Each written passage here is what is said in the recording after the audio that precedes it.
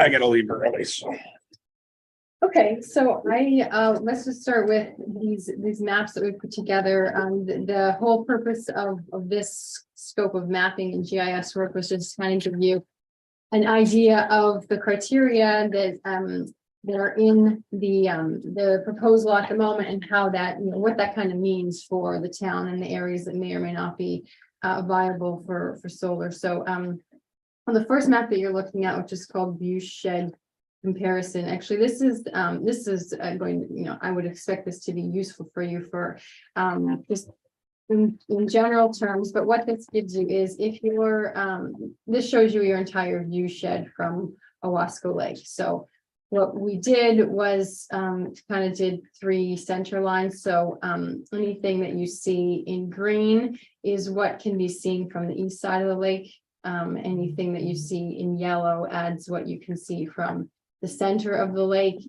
And then in theory, if your eyes are that good and you're on the west side of the lake, the red is what you can see from that. So it kind of just gives you an indication of what your Owasco Lake view shed is. So and that's entirely based on topography. So it's a GIS analysis based on topography, assuming you're down at the lake level and solar panels are, between 15 and 20 feet off the ground. So it's not gonna, it doesn't account for vegetation or anything like that.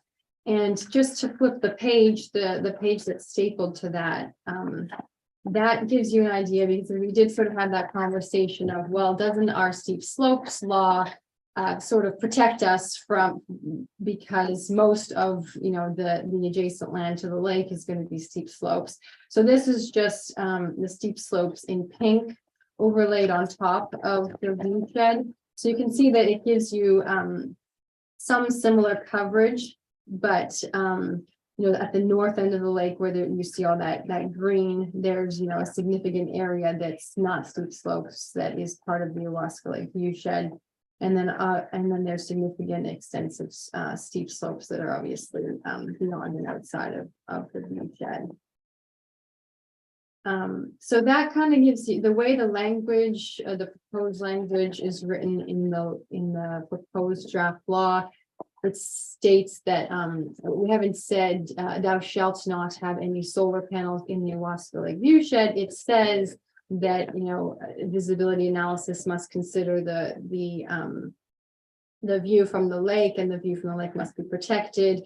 And so it's sort of It's a consideration. It's a consideration, and so it would obviously the town would be able to consider that and say, no, that impact is too significant, or if there's some way to screen it, or if it's not too bad, it's just it requires the developer then to go take photos from all the different vantage points and show the board what it would look like, and gives you extra sort of protection to deny on those grounds. Where's our milkshakes? How are you? Good to see you in Good to person. see you. We thought you were gonna bring us milkshakes. I wish I was fucking burgers. Sounds good, man. Call you Rick. Sorry about that. Rebecca, question for you.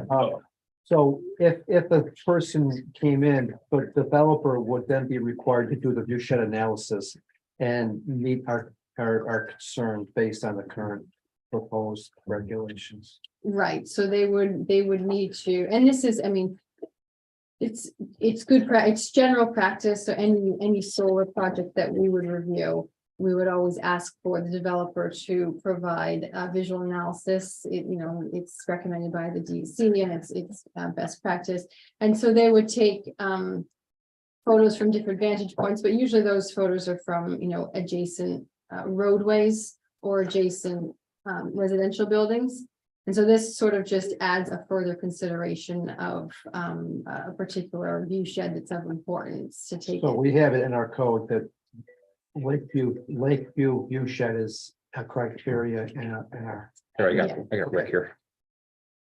Oh, Was that- Rick? Right, I just called my phone. He couldn't sign in? No, he's having an issue. Oh, and Patrick, did Patrick get in? No. He's trying to get in. He was gonna try to get in too. Yeah. Let me call Patrick to see. Sorry about this. So, Very pretty. Yeah, I like that. They are. We just started on going to the first map. Awesome.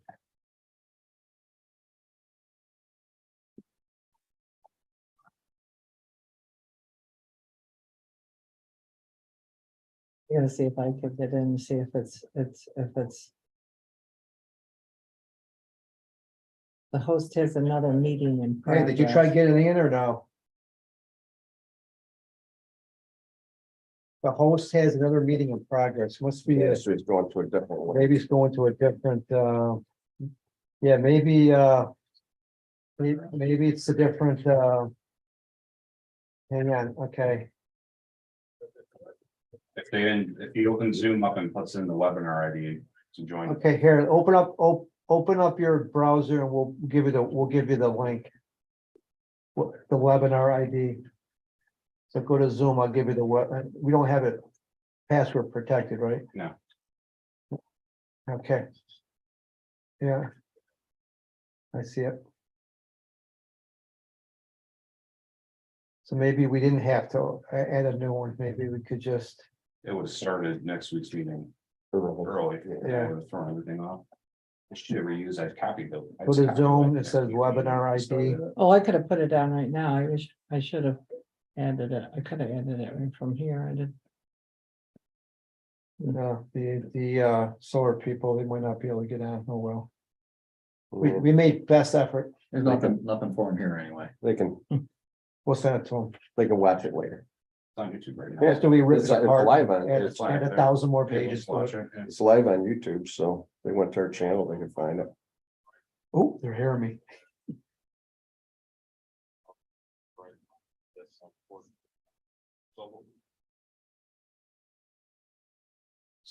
I can leave you on speakerphone, you can Did just he listen. try to to- open, does he have a Zoom open? You got a Zoom, you got your Zoom open? Just open a Zoom, new meeting for Zoom, just go to a new So Zoom. join meeting and then. Join, just type go to in the join webinar ID. meeting, and then I'll give you the webinar number. Like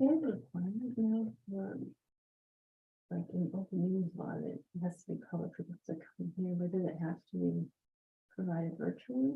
Only if there's members attending remotely, then you have the right to attend from their location. Almost all municipalities have become remotely wired now so that they can allow remote participation because of COVID. We just all kept it. You have to- But the governor dropped all those requirements now because of the end of COVID. Right, so it's not So a. you don't have to, because be able to, Yeah, he's working on it.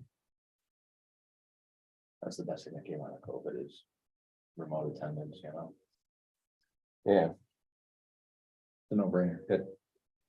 technology the way it is now, how easy it is, well. Right now. Sometimes planning. Yeah, I'll tell you what, I'll give you the number, and then you can Do just, you want me to quick add? Here's a point now, it's fine. it's See 8, how they have Owasco. 2, Town Council 6, there? Mhm. And other versions of the. 2813 Owasco Town Council, so when my. 0298. And once you get to the Zoom, just go in, it says, join a meeting, and then you click join a meeting, and then it'll tell you what's the ID number. And the ID number is that number I just gave you. And then I don't think, sometimes they ask for a password, but then we'll have to, it'll show up on our end, and we'll let you in. They have that here, but it's town board, and I think we. Yeah, I'll leave it at speakerphone, yep. Zoning law. Can you hear us? The best being The- revamped, right? Okay, you're on speakerphone, so I got Penn on speakerphone, and we got Rick on speakerphone as well. Okay, It's another thing to check with them on. okay, When during, for the elections, so, it's not board member, it's council member, so it goes, but there should be something that says that we use the terms interchangeably. We should have something in our, Your zoning code has board, town Yeah. board. in it. yeah, we should have something that just indicates that they can be. Yeah, for the election law, yeah, election law and zoning code, set apples and oranges, whatever, no big. okay. Unfortunately, you guys don't have a copy or can't see a copy of our presentation here, but you can follow along with our discussion. So we're back, sorry. No problem. So I think just to clarify your question, that you asked with protection, and Tom can let me know if there's differences between these languages, but what the code says is the proposed location does not create material or materially adverse visual impacts on view sheds, including but not limited to view of and view from the Owasco Lake. And then it lists a number of other things, established touring routes, existing residential areas, parklands, recreation uses. So You need in to other, do that. Pat, you can, your name came up, Pat. Okay, goodbye.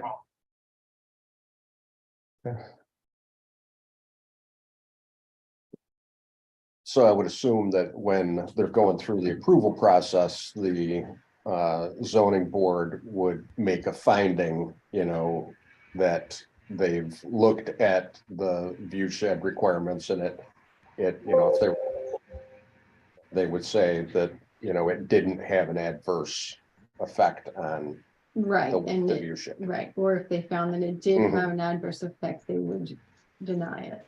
It'll be a planning board though.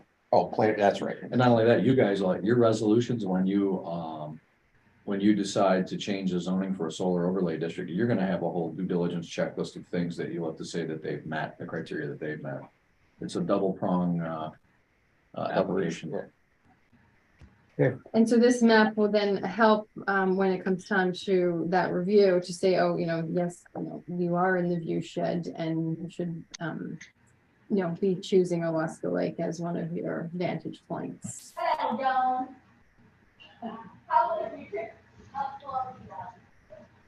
Okay. Moving on then to the next map, which is the map of prime farmland.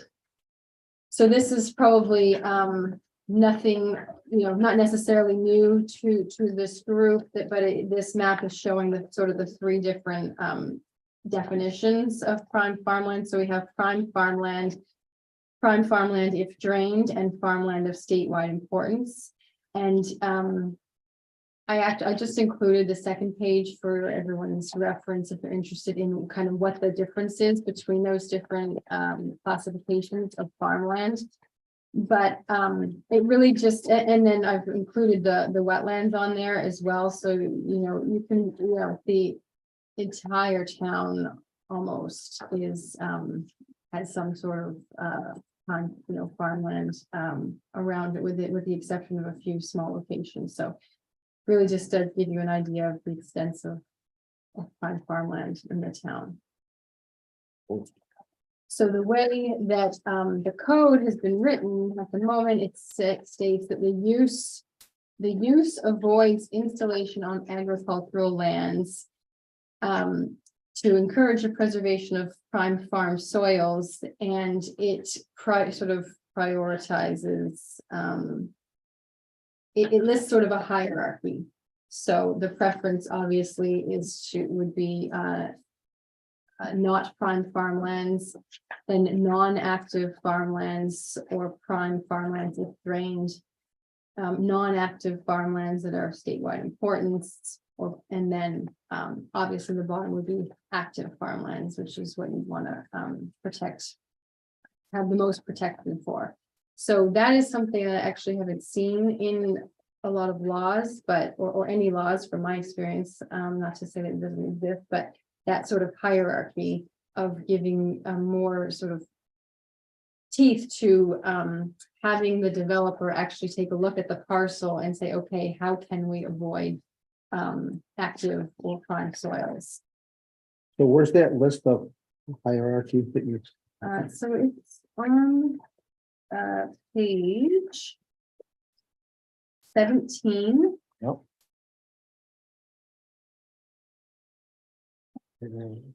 Which says the use of voice insulation, pretty much what I just read through, and then it says the town will use the following hierarchy as a guide to encourage preservation of prime farmland soils. And then it lists the hierarchy. And on page 17, It's 16 on the track change version I have. Sorry, I think I might have. okay. 16. I see, I'm saying 16, yeah, okay, yeah, okay, yeah. Yep. Okay, yeah, thank you. Same thing as the other one. So it's not prime farmlands, number Same one. thing in front. Huh? Yep. Mhm. Good, okay, good.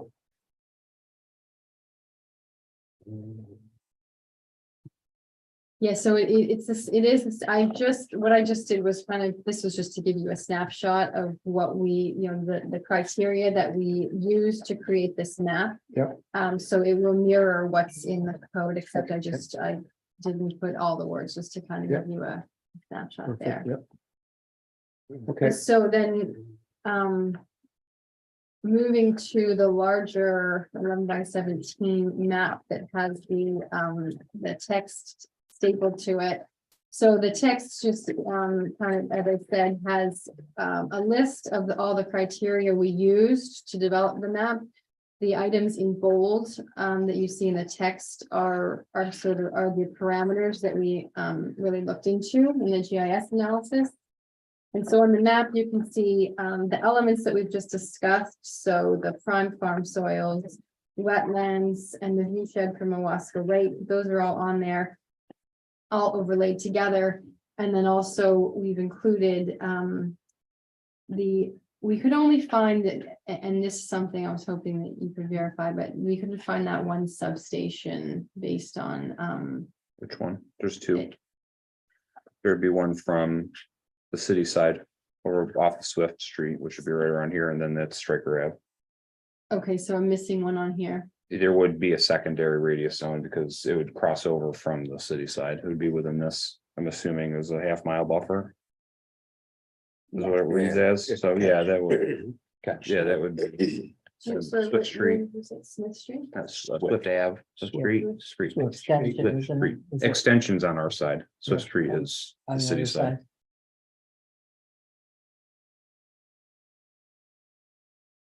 It's the middle road that goes between Pulsifer and Lake Ave.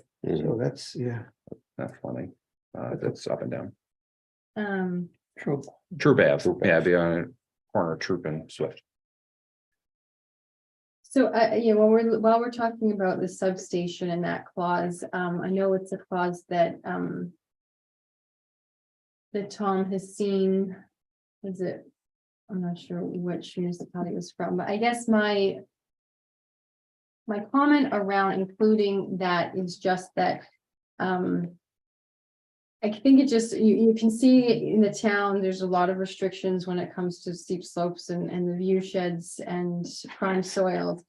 And so I guess, if a utility is willing to extend their infrastructure to go to a further distance, to go to a parcel that is seemingly more appropriate, I guess I sort of question whether the planning board would want to, have to limit them to that half mile, in which doesn't, when there's something maybe more appropriate outside of that. Obviously, the utility, is going to try and locate themselves, for economic reasons, as close as they can to the substation. But if they have a viable project that's outside of that area, I'm not sure that it adds a lot of benefit to the town. I guess the question is what does the buffer zone denote? Like, that panels can't be within the zone? That priority is given to panels being located within the zone? They must be outside of the zone. what's the circle mean? At the moment, the law states that it has to be inside that circle. Okay. But I'm not sure the intent or reasoning behind that. That was gonna be my question. So do you have any? It's the 500 foot, within a 500 foot of substation. My notes in here are just simply, it's a town board decision. It came from another law in a rural community. It just happened to be in the law that we did some modeling with. I think Rebecca and I talked on the phone about the purpose behind it. And I think if you look from a land perspective, most of the people in these companies, when they come into your town, they look around because it's all it's a very busy time for these land people to acquire leases and whatever. They start by checking out where the substations, where the substations and the main lines are. And they look for available lands that aren't shady or on steep slopes or wetlands near those substations. It's the first place you look. And I think that in this law, it's encouraging. Projects to be located within 500 feet of the substation due to. The town that we were doing some modeling off of, wanting to have everything. Such as solar, as close to those facilities as possible for aesthetics. For ease of hooking up, so that there's not a whole lot of ground disturbance, and plus, hey, that's what the solar companies or the wind energy companies want anyway. By no means do you have to subscribe to that. I mean, you could make it as far flung as you want, you know. I just think that it's an additional restriction that's not necessary because it's covered by everything else. You know what I mean? Does that make sense? I agree. Yep. So we'll take it out. Yeah, I think we just take it out. It was already in here, so we Yep. just left it until you made the call. Okay.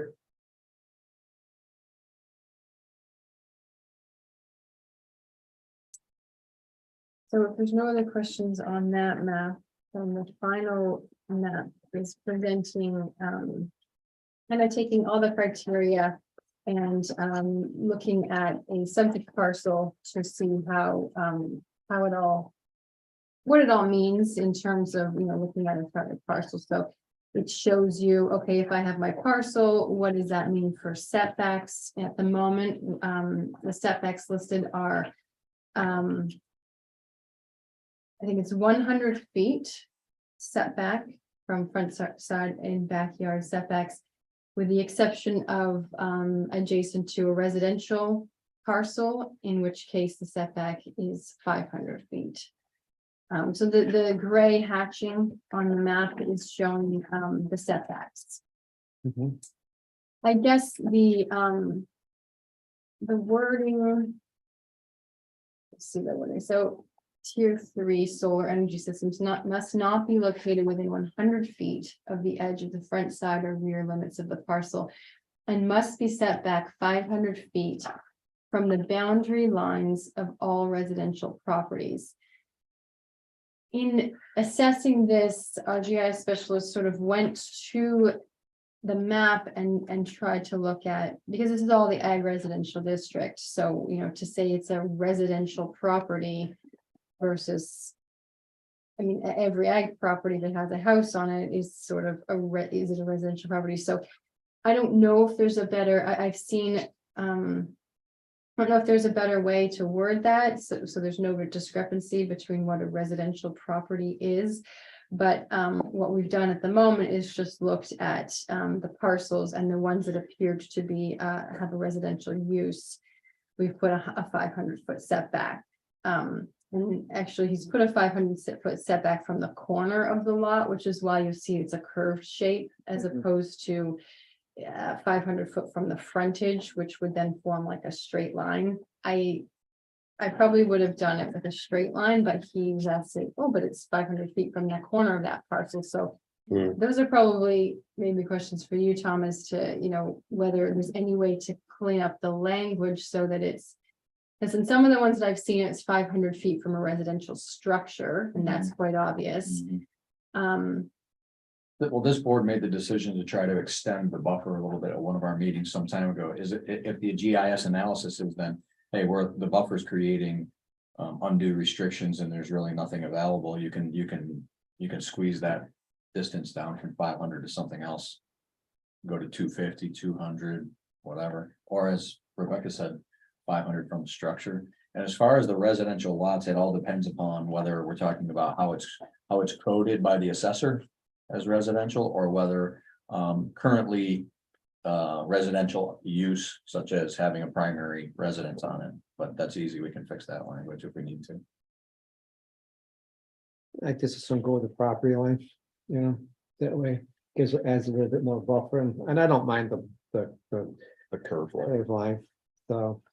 And I mean, this is just an example Yeah. for the purposes of looking at a pilot parcel, but as a developer comes in, they're going to have a parcel that they're working with, and they're going to go away and do the work. The town's not going to come up with a map. So they may come in front of the planning board with a map that they've interpreted slightly different, in which case, we would understand the, I think we have you know, maybe there's a way to tighten up the language, or maybe there's some flexibility there, but I think if your interpretation would be that it would be this curved line, and if that's what, you know, the town wants it to be, we can work with that. That's the most restrictive.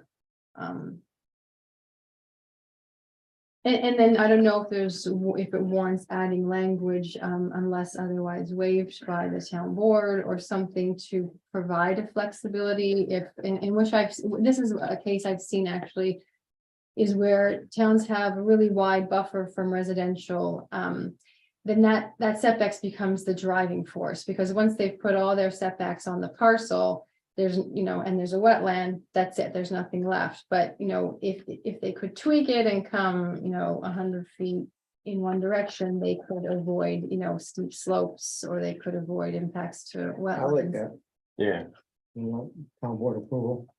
Yep. You guys agree with that? But it does open up for requests for waivers, that's the only. Yeah, but Brett doesn't have any problem saying no. never have problems. I'm the designated no vote. Well, you can condition also to a finding of undue hardship on the applicant or something, you know? Yep. You can put a little simple stuff Yep. there. We have that elsewhere in here too, that you have the ability to waive or vary, some of the standards if, there's an undue hardship created upon the applicant. Good. Who decides the undue hardship? Town We do. board. Well, there'd have to be a you know, Mediator. we typically have due process standards, like when we have a moratorium, but we let people sneak in under the moratorium. If they have special circumstances, they're supposed to plead their case. So undue circumstance, they'd say, we can't complete, this buffer doesn't work for us, we can't even do the project, here's why. So you would require them to present some evidence on the record. And if they don't like your decision, they can Article 78. I don't think it's anything that would be kicked to the ZBA. I think it would go right upstairs to Judge Leon.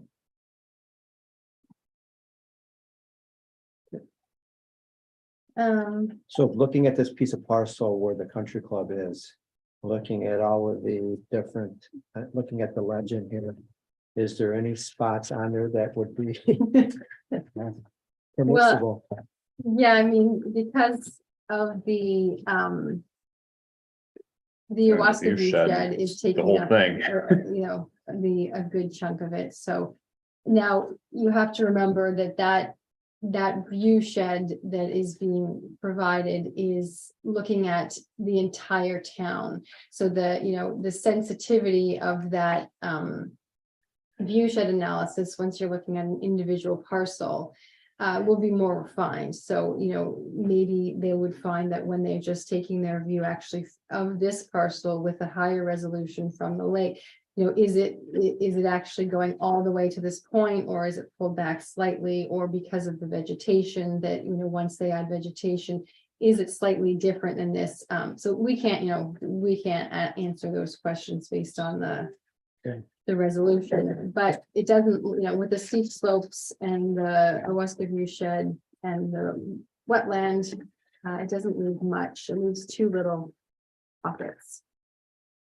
But for example, so looking at the legend, this property that's in it would be the north end of the property. Up in this area right here. If someone wanted to put a solar farm, this area right up in here. Would we be able to grant that if, we had a waiver or other areas? So where you see peach or green, or not green, orange is Yeah. peach, that's a steep slopes and the Owasco view shed overlaid on top of each other, is Okay. creating that color. So I don't know what your steep slopes law says, but in this law right here, it says the use avoids installation on areas with slopes of greater. It doesn't prohibit, it just says doesn't. to avoid doing it. Yeah, it doesn't prohibit, it says avoid, yeah. So. Yeah, looking at this, it wouldn't necessarily meet the criteria that have been laid out. But it wouldn't be prohibited. Okay. There should always be some flexibility in the application. Yes. Right, you gotta go. I gotta go. Okay, if you, you have a I'll take problem. this and if I'll. You have a problem with No. with the Nope. offer? Nope. I looked at it. The money will come back to us. if The we don't- green is just yellow Yep. with the farmland over top, so that's the blue that's kind of making it look green. So it's the view shed plus farmland that's green. So, But no, prime farmland, I didn't pass You might art, so I don't know wanna my stop color that. mixtures. You're gonna get that question quite a bit, yes. Yeah. the orange and the green. My son knows the color mixtures, but I can't remember that. Nothing. Yeah, I actually had a conversation with our GIS specialist looking at this, it's a matter of him layering them in a different way so that the color, you don't have those blending, so I will, but it takes them a little effort, so we didn't have time to say that. That's fine. Yes. Just so I know. Yeah. Cool. Interesting. This is pretty restricted. It is actually, it's probably one of the more restrictive that I've seen. But and it adds protection, and I guess it kind of gives you the hierarchy, and then as long as you have the flexibility on a case by case basis to sort of look at, look at waivers for undue hardship or look at prioritizing certain elements over others. Because once you get, you can see it on this map, once you get everything layered on there, it's fairly restrictive. Who do we have joining us? Heck. And Rick. Rick still on? is are there online. any on the phone. applicants or they come? No. Okay, They can, it's being live streamed to YouTube. okay. So.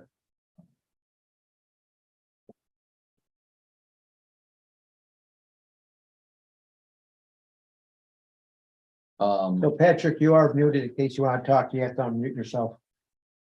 So the view sheds to and from the lake, use up a lot of property. And the farmland criteria, if those are, so there's plenty of, correct me if I'm wrong. But I believe there are plenty of farm parcels that are not squarely within the view shed. That could be candidates, Yes. depending upon the hierarchy and how serious the town is about the hierarchy that we just talked about. Mhm. If it's active, I mean, so that analysis as to how much of it is active. Is important, right? If it's active Not all is farmland, if it's active farmland, we're supposed to avoid it. Okay. But what if it's active farmland, but they're not prime soils, they're producing waste crops. And it's not a priority. Yeah. So, for example, I just use the example of. Behind Mr. Bavone's house. Are those prime soils? Are they class 1 through 4, or? They're just being actively farmed because it's convenient for the farmer to attach those lots to another? I thought that the prime soils were determined by the county though, By the soil. by the soil and water. Water, yeah. So we wouldn't determine our own definition of prime soil here. We would reference an agency that does it. That map, yeah, it's Yeah. already mapped out, but they're, I think, Yeah, that's this map here. Yep. That's all based on, the county uses the same data as the USGS. Yeah. Yeah. So I'm getting at though is like, we can't change the definition of this map. No. We can't flex any, it is what it is. So that's an important map, right? Yeah. If you're trying to welcome solar in, you gotta look at that map. If you're trying to pick pockets for solar that are applicable on properties that are otherwise difficult to develop. Then I think you just use the hierarchy of the ag parcels. Mhm. And Yeah. instead of using terms like prohibited from here or there, maybe you just suggest that applications proceed with these following guidelines. So the language for everything is avoids, the use avoids, the use avoids, the use avoids, that's the language we've used, for everything that I can see here, which I think is, it's good language because it doesn't prohibit, but when you have a parcel in front of you and and you ask the developer to show you, map the farm soils for us and where's active and not. And they've plunked their solar, in this corner because it's cheaper for them, because it's a little bit closer to, their connection. But if they shifted it to this side, it would avoid prime soils, then it gives you some, something to point at to say, no, we think you should reassess your, and then if you have the lot coverage, so we talked about, and we haven't really finalized on that, but there are many laws that will have like a 40%, 50% lot coverage maximum, then that, avoids the entire farmland parcel or agricultural parcel being developed. It leaves, whatever it is, 50% of it undeveloped or without solar. So that does add a little protection. I like the hierarchy that you mentioned. So with the, if someone's hasn't used it or not using it, for example, behind Pavone's house, they have that scrub crab trees back there. The proposed solar farm that wanted to go in and wants to go into that shrubbery, not into the prime farmland. To me, that's an ideal situation. I would support that. So, and this gives us the flexibility based on that. So maybe in tier 3, we don't have some, tier 3, we're a little more permissive. If you look in tier 2A and 2B, we say 2A and 2B solar energy systems shall not be located in the following areas, unless special circumstances arise which create an unavoidable hardship to the applicant and an exemption is granted to the planning board. In that circumstance, those tier 2A and 2B applications are at the planning board. They don't have, they don't come in front of the town board for a rezone because they're relatively small. But in here it says shall not be located in the following areas. Then we go in and say agricultural lands consisting of highly productive soils, i.e. prime farmlands, etc. And then we have the same hierarchy on page 7 of the markup. But that hierarchy is there, not prime farmland, non-active farmland, etc. So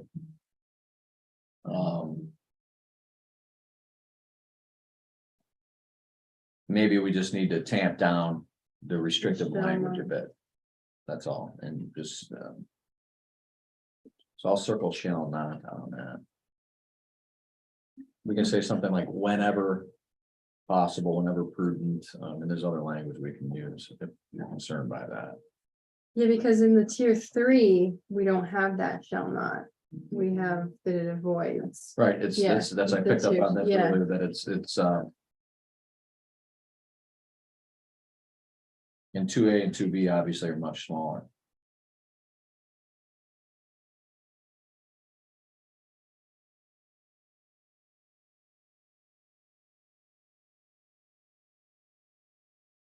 I have things to talk to you guys when Rebecca's done with the maps, and I don't want to keep you here all night. I'm going to try to rapid fire through some issues that we need you guys to cover. Okay. Yeah, I'm done with the maps. If we want to jump into the comments. You want to start? Do you want to start at the beginning? Yeah. I can go what page wrong because mine says. Okay.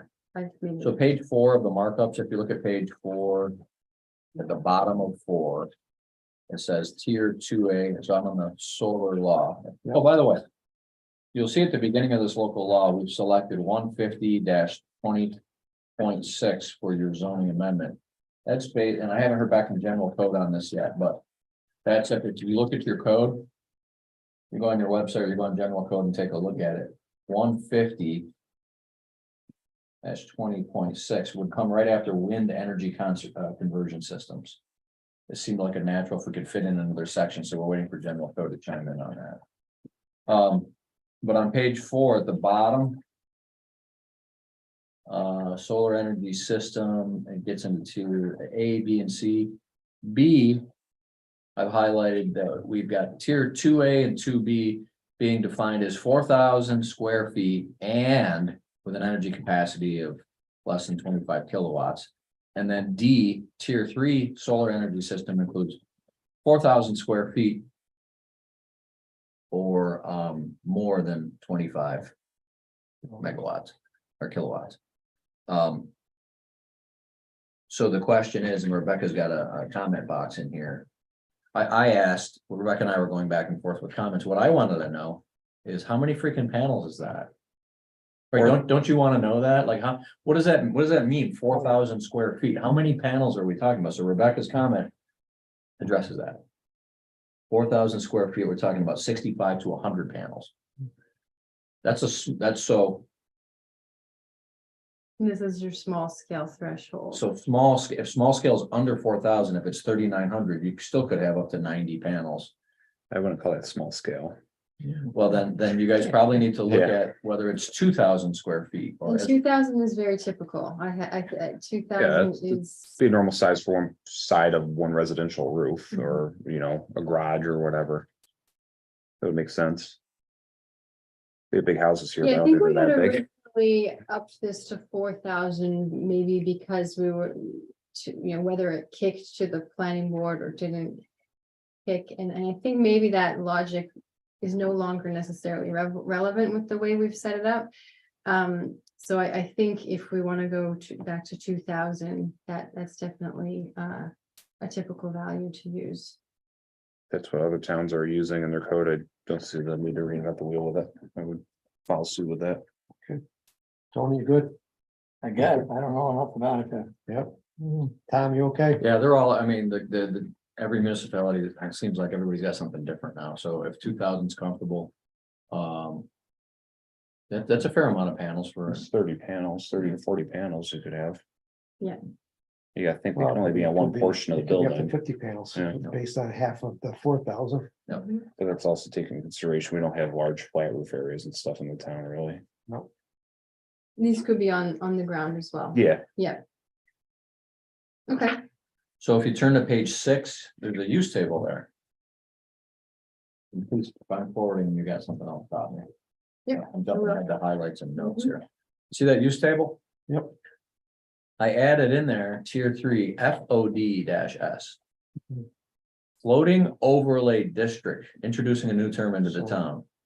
And these floating overlay districts, you might continue to use them. So what I did is I put a -S for solar.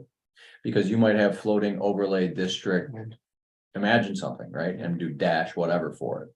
But we need to make sure that matches up elsewhere in the code.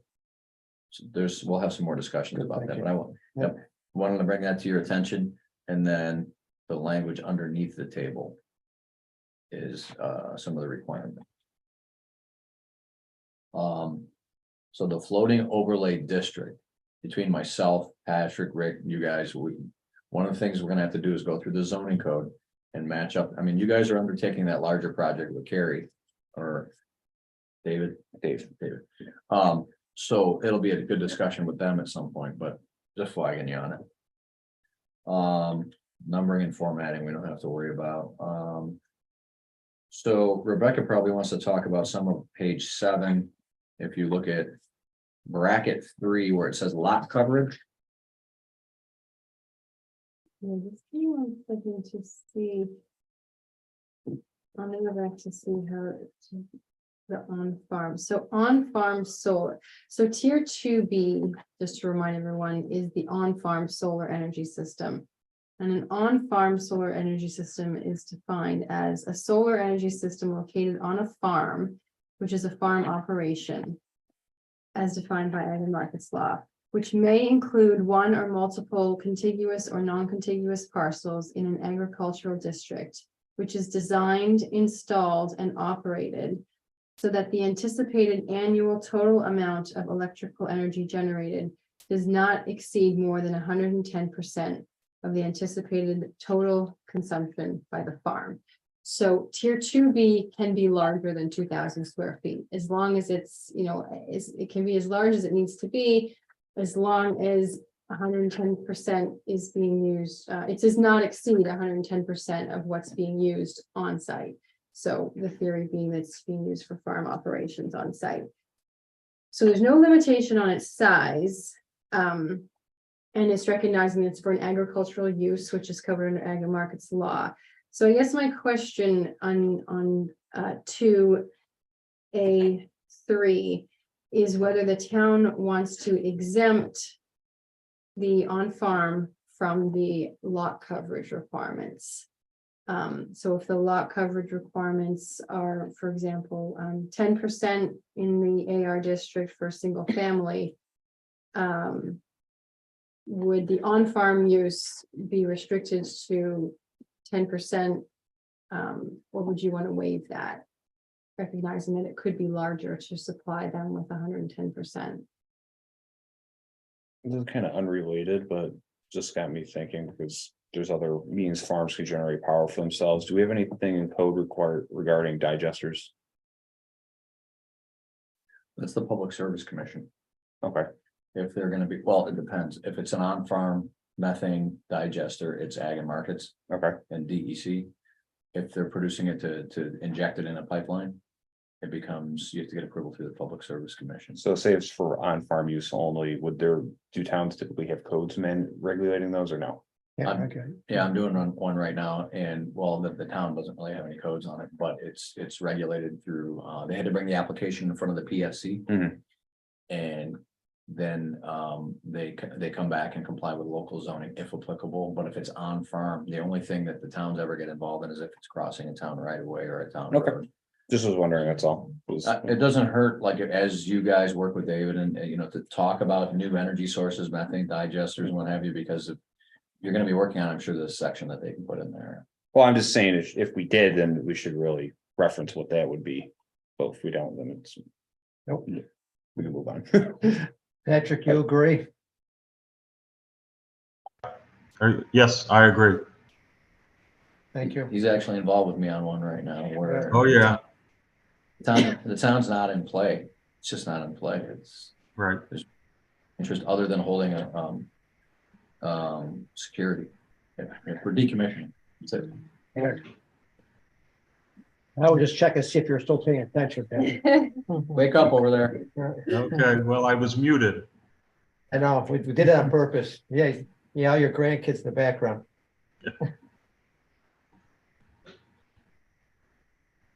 I think that there's a couple questions here and they're all related, so I think it might be easier to answer this second one first and then go back to the first one, but so where it says, so lot coverage, the horizontal surface area covered by the solar tier 2A and 2B shall be included in total lot coverage.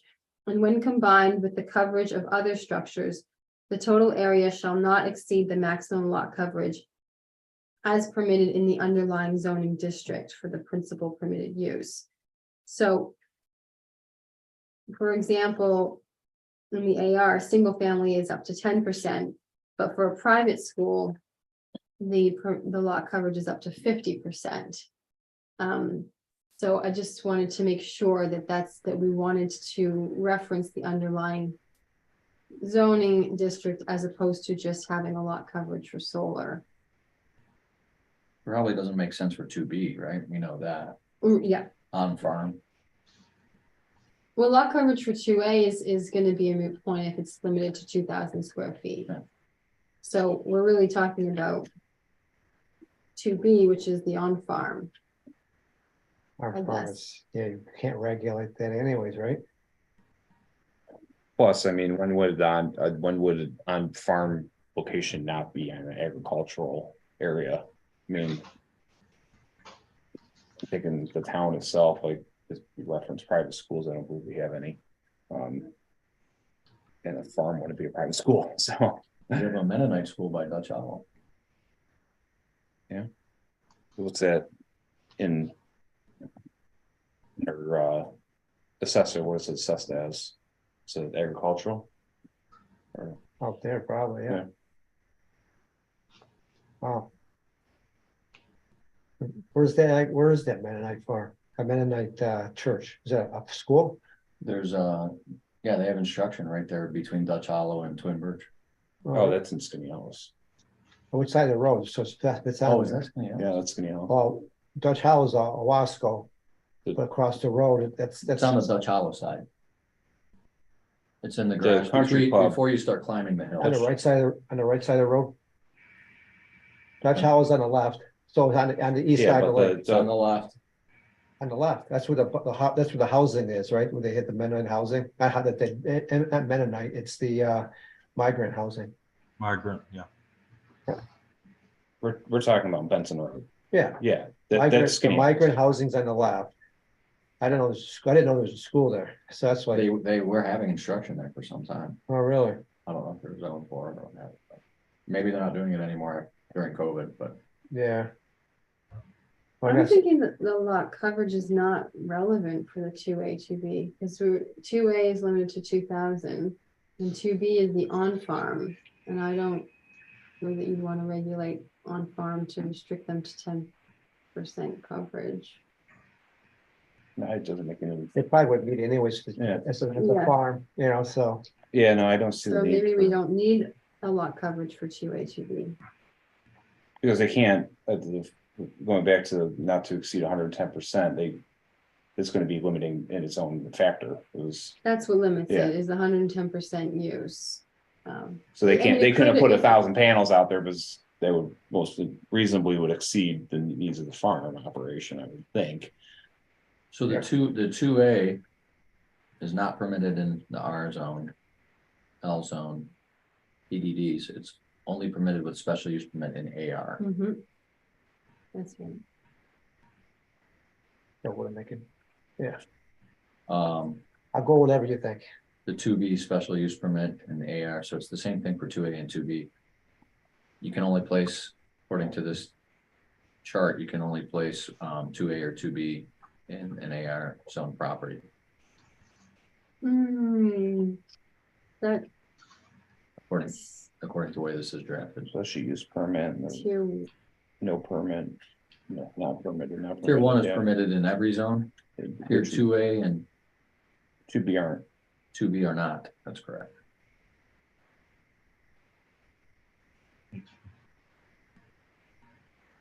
now 2A could be permitted in the residential if you thought it would be Because it's under Okay.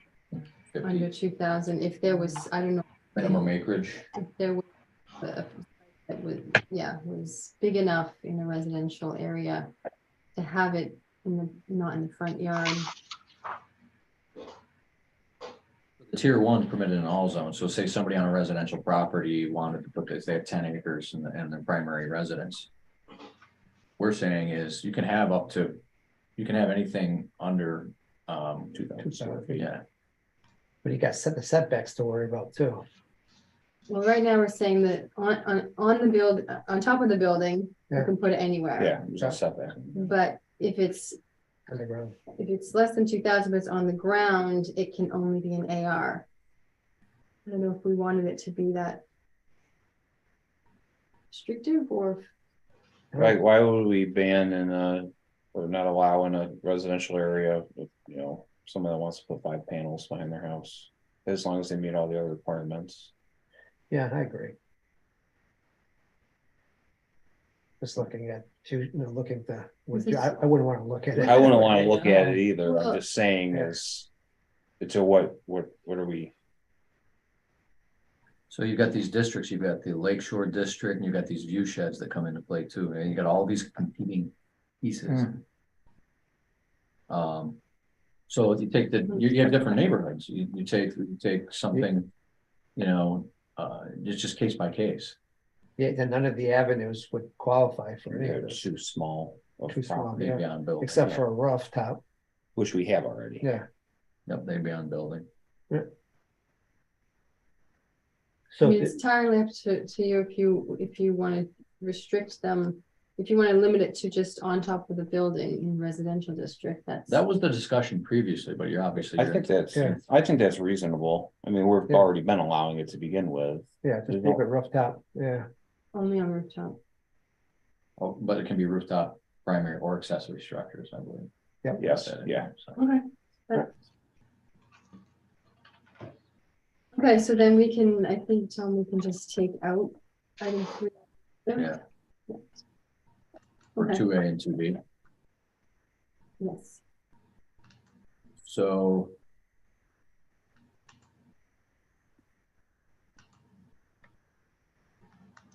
Recreation areas, page 8, bracketed 5. Rebecca, that's your comment. I want you to cover that. I think it's the same question. Okay, well, it's actually, this is a sort of a I know in the tier 3 for the floating overlay district criteria, we have included avoiding recreational areas and open spaces. So this item 5 here, which states shall, I think it's the language is will avoid the use will be avoided in recreational areas and open spaces designed for use by the members of the public for recreation, hiking, biking, sporting events, and similar activities, whether classified as pre-existing non-conforming uses or special permitted. That's the same language that we have in the tier 3 for the floating overlay district.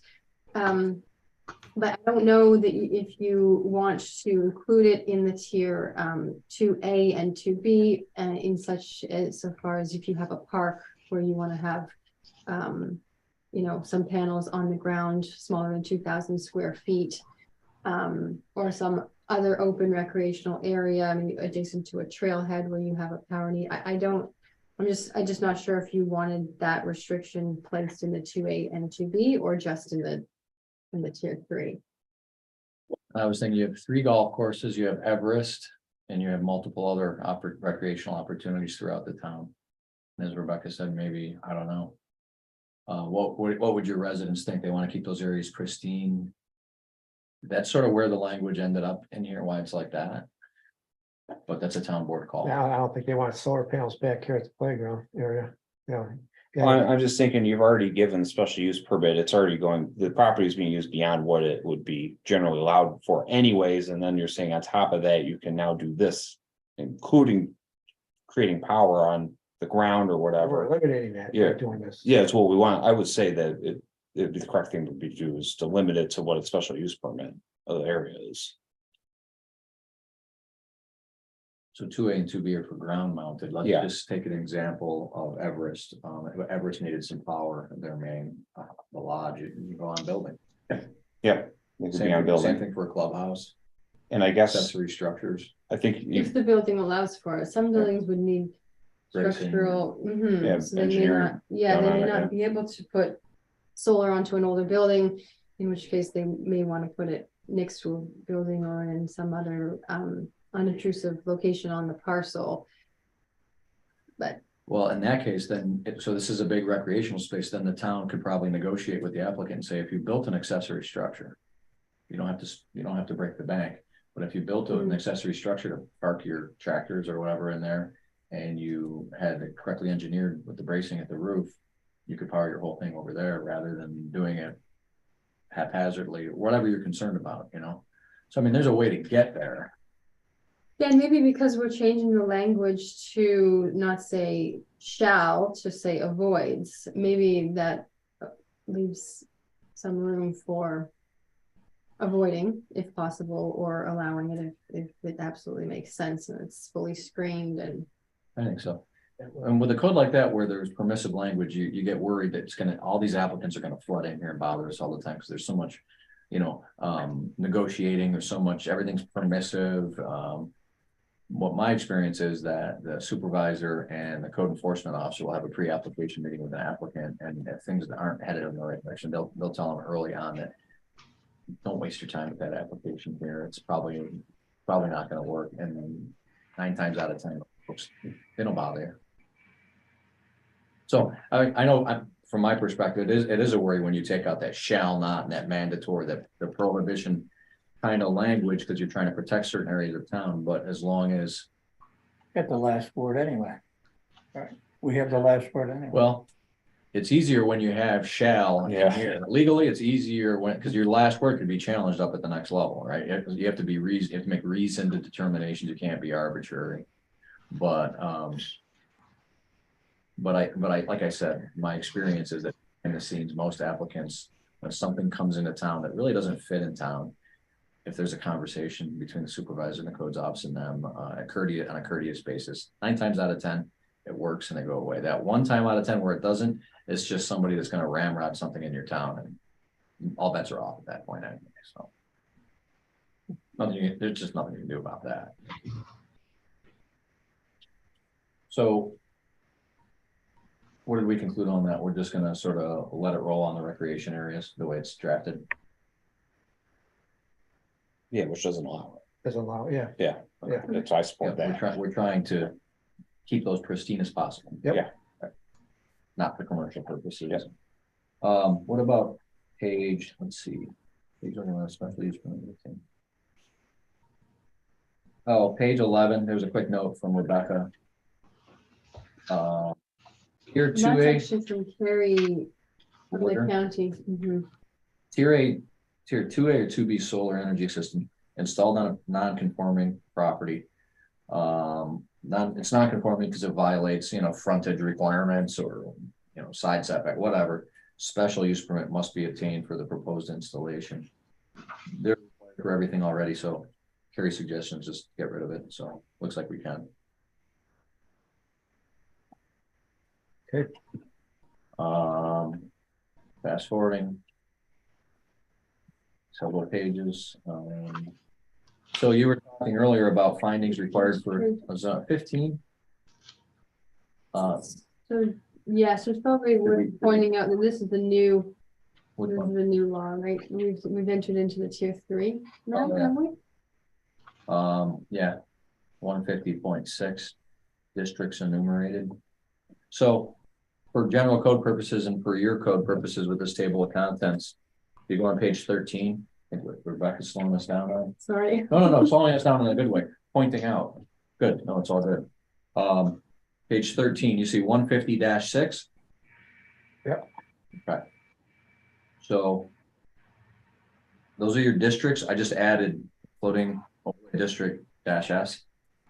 But that's an amendment that has to occur in your law for it to be applicable. So that's what you're seeing. That's it. And so that section just gets in a little addition there. And then right below it, we start on the solar energy system overlay district, 150-9.1.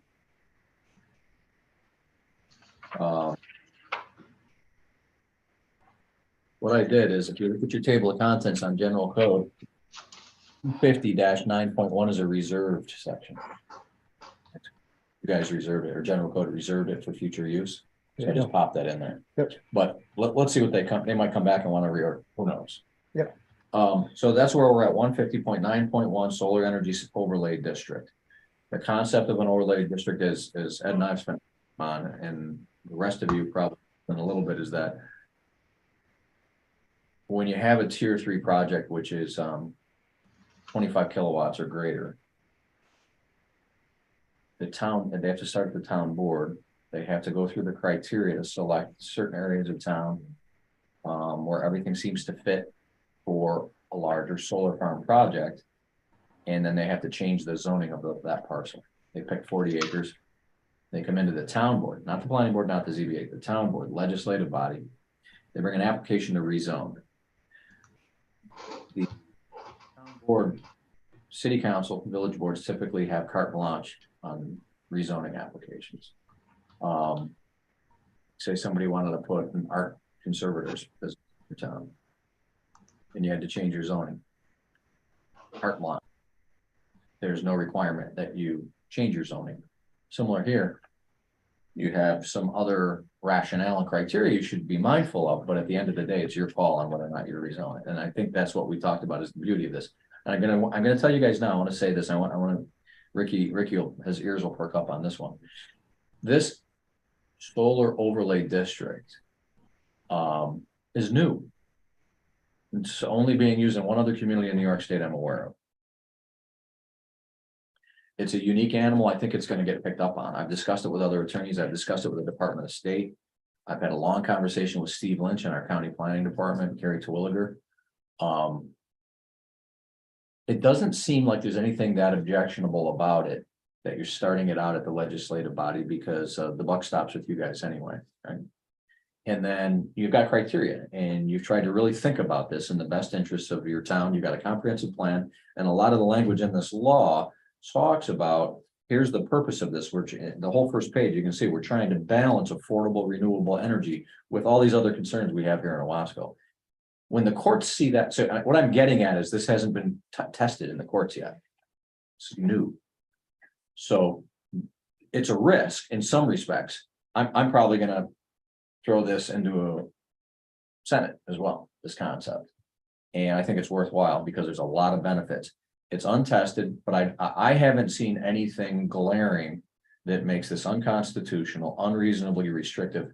It all depends upon the criteria that you use in there. So this concept of coming to the town board and having to rezone a property just to use solar, the New York State courts haven't spoken on it yet. And until the governor's office or NYSERDA comes out and says, oh, hey, yeah, you can't do that, I'm not sure there's a reason to not do that. In fact, how I found out about this and started looking in and talking to that town that does this is NYSERDA's website.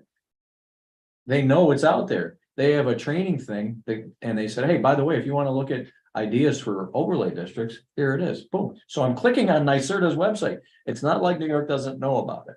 They're well aware of it. It's just a newer tool. So that's what we're starting on page 13. And you see there's all it's really important that we went through the intent, the statement of purpose and all the intentions for the town. And we spent some time on that.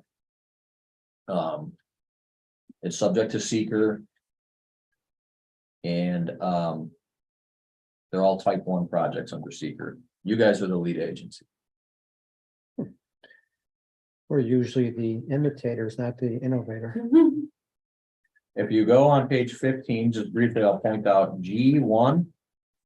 Yeah, bottom of page 15, G1 goes A, B, C, D, E, F, G, on down the road. Those are all the criteria that we were talking about a little earlier. Zoning changes in conformance with your comp plan. It will not be detrimental to surrounding uses. Does not create materially adverse visual impacts. That's where, to Rebecca's point earlier, they bring in the glare study, they bring in the, what is that? What are the view shed? The visual analysis. The use is not prohibited. And then we get into the hierarchy. The kinds of agricultural lands. And we'll just make sure that it's clear that those are guidelines. Avoids critical environmental impact areas. It avoids installation with steep slopes, avoids recreation areas. And then we get into I. So I'm on page 16 near the bottom. I. The proposal preserves vegetation on the parcel or parcels, and the parcel is otherwise difficult to develop. So Rebecca calls me, she's like, what the hell? What does that even mean? Is there a definition for this? And I'm like, no, but that's okay for the municipality though, because the municipality gets to be the arbiter on what does that exactly mean? So you'll see Rebecca's comments and my comments to the right. Otherwise difficult to develop. Who determines that? That's this board. That's part of the criteria that when we do a resolution approving something, we'll say. And what I explained to Rebecca and what we talked about, and I don't know her feelings after our conversation. I don't think we've reconnected, but otherwise difficult to develop. What Ed said earlier, the scrub property behind Jerry, the old landfill or the old dump that the farmer uses a dump on 40. It's just a bunch of crap that we're gonna put topsoil on and put solar on. So NYSERDA years ago, I can't remember how long ago, started to put guidance out throughout New York State saying, when you have a reclaimed mine and there's a portion of it that's difficult to reclaim, it's appropriate for solar. You ought to look at solar there in municipalities. Same thing for landfills. Put solar on landfills. Every community you go to, if they have a planner or people that go to these seminars, they all know that first place you look to put solar is on a landfill dump. Other areas that are difficult to develop. The definition of difficult to develop, I don't know what that definition is. Can I help Patrick or you guys or Ricky? Can we all help to determine the case by case? And as long as you're not arbitrary or capricious, as long as you're reasonable. So somebody brings in an application for 100 acres and there's a huge portion of it that's just scrubland and it's rocky and they're going to clean it all up. You might deem that that's difficult to develop and it's very appropriate because what else is going to go there? And I think that fits in. Yeah. You still have concerns about that language and that it's not a well-defined term? No, I mean, now that we've talked it through, and we had a long conversation before, I understand what the intent of it is. I guess, as long as the board sort of understands what the intent of it. I was wondering if it sort of means like the proposal preserves vegetation on the parcels and the parcel is otherwise unsuitable for a higher value development. Is that what we're trying to say? That's a great Is it- point. That's a great point. And I use the term with you. I didn't just tell the board. So a lot of our municipality, like, well, I've got one in a town right now. And they want to put it right to our, right on our commercial section. Well, the taxpayers want probably that property to be utilized for its highest and best use. We all heard those terms. In Owasco, you probably feel the same because that's how you generate tax revenues. Highest and best use should go next to your busy intersections or whatever. So, yes, that's a good analysis by Rebecca, you know, however we term it, we can massage that a little bit and put some additional language in there. Yeah, I like, and I know what our intent is, but I want our future boards to understand what our intent is by maybe adding some more language that you suggest. Even otherwise difficult to develop and or unsuitable for a higher develop. A couple of more maybe words just to kind of, so Yes. they understand what the intention is. Because So when I future read it, I was like, Yeah. if it's really steep slopes, that's hard to develop, but that's knocked out. I mean, yeah, so, Are you gonna help me with that? yeah, sure. Let me rephrase that. Are you gonna do that for them? Thank you.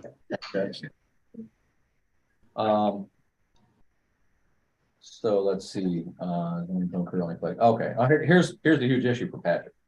Look at page 17, we get into planning board review.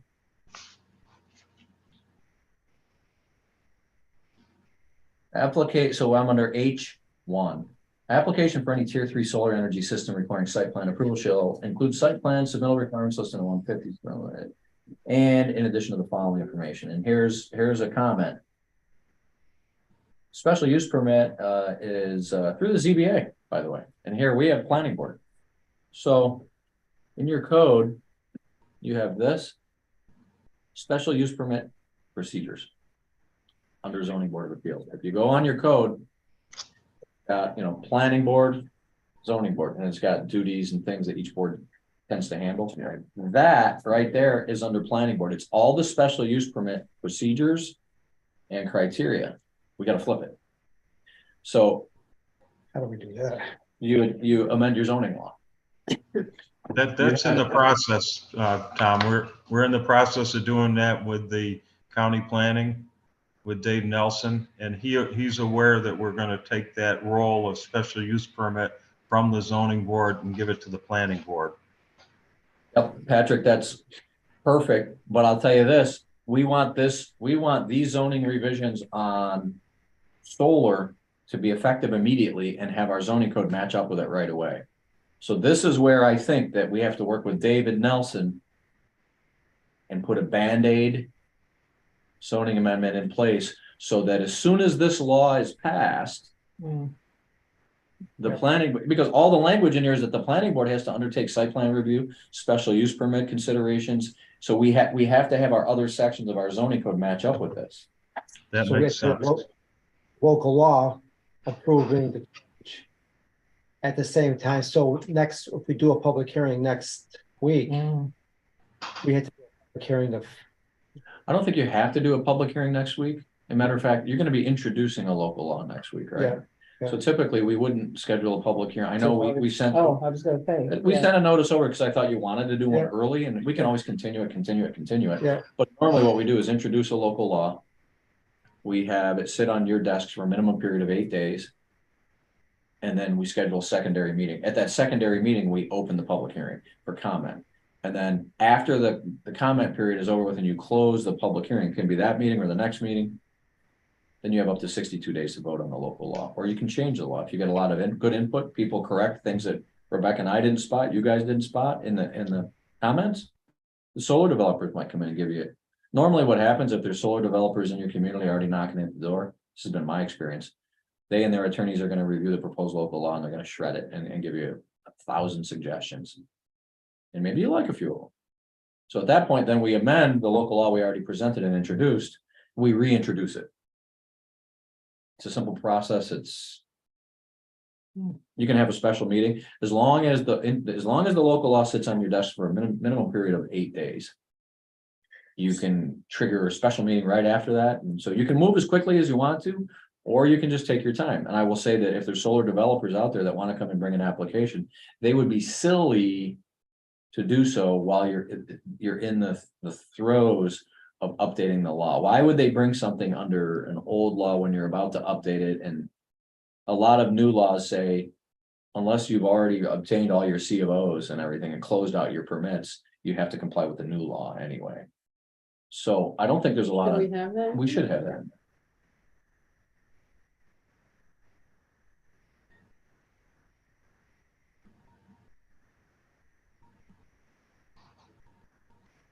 Is there, It's, we already have some language like that. I think we should just relook at it it. might, yeah, might be that. Is there a way? Is there a way just to put a clause in here that says if there's any contradiction between the zoning code and this, that this supersedes? This is the zoning code. Or with that other part of the, Oh, elsewhere in the zone. yeah, Oh, like it's to, As to solar, while yes, the zoning yes, is being, yes. while the 150-72 is being updated. I just think it's good to have that in there generally. If Mm. there's any conflict between this section of our zoning law and anything else contained in any local law or code, this shall supersede. It's a Is We- that already in here? yeah, we have Okay. boilerplate like that already drafted in, Okay. but we'll go back and look at it. So I guess my comment is, we're drafted. We already knew it was the town's intent to move these things to to the planning board, so we drafted that in here. But we've got to get on a parallel path and do some Band-Aid amendments, I think. I don't think they're big amendments. I think they're Band-Aid amendments. I think we grab David Nelson. We say, hey, let's do a call, let's do a meeting. Let's look at these sections of this and that department's already aware of what we're doing here. Because I've talked to Steve, I've talked to Carrie. Maybe even talked to David a little bit. I don't think it has to be extensive. It flips the responsibilities from zoning to planning. And then there's a couple of other sections in your code where it talks about planning board doing special use permits. We just strike through that and amend it and include it in one local law with all the following amendments. Okay, And they're basically about special use permits. Patrick, you follow that? Yep, yeah, I can contact Dave, but he's already aware of this proposed solar local law. We didn't realize we needed to make that amendment at this point, but I think it would be fairly easy. Yeah, if you don't make it right now, you're gonna adopt a law that says the planning board has to be in control of special use permit, but you'll be sending them to the ZBA, it'll be in. It's not good. Yeah, Right. okay. So, yeah, talk to him about a Band-Aid approach and see what Dave comes up with, right? Yeah, and your upcoming meeting next week, that's your regular board meeting, right? Yeah. Patrick, let's you and I talk to, and whoever we want to get on the call, let's talk to David and talk about the timing of this because I think it can come together pretty quickly. But I'm starting to get concerned about introducing a local law next week. Here are these zoning revisions. Without talking to him and seeing if he can get that lined up as well. And plus, this team here has to be ready for next week as well. I'm not saying we couldn't turn this around. We can. Yeah.